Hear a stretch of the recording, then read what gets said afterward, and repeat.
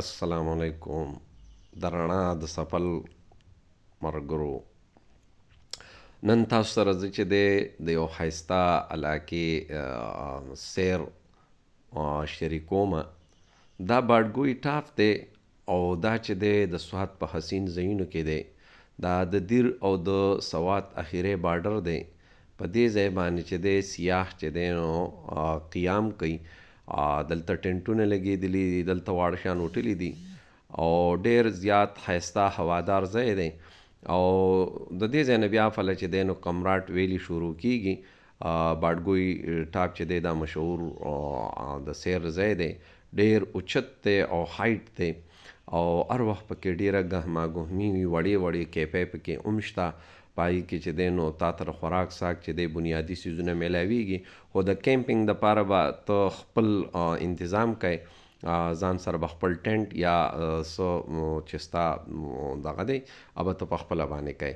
دلته تا ته دغه سهولتونه نشته. دې ځای کې چې دی د دغه د کالام په اړخ د دې نه څه تقریبا د مختلف ګاړو مختلف مزل کېدی شي، خو کم از کم ته به په 3 ګنټې خواوشا کې دې ته رارسي. نو ډیر زیات حسین ځای دی. که چېرته راته موقع میلاو شي نو خامخا دا وینې د کالام نه مخې ته تروړ او بیا مختلف غرونه. دا چې اوس کوم تاسو مخامخ ځای ینئ نو دا لږ د دې باډګوی ټاپ نه ړومبی مخامخ چې دی نو یو لار راځي او ډیر زیات حسین ځای دی. پکې ډیره ښکلا ده، ډیر ښایست دی پکې.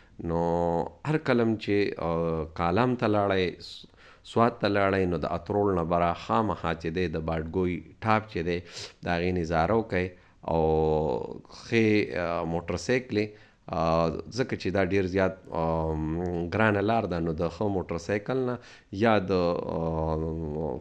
مطلب د 4x4 ګاډو نه بغیر چې دی نو دا سفر تاسو سرته کولی نشئ. نور الله چې کوم حسن دې علاقې له ورکړی دی هغه خپل مثال آف دی. خو چې تر څو پورې تاسو دا علاقه نه ده کتلې نو چې کوم معقوله د سوات سویزرلینډ تاسو نشئ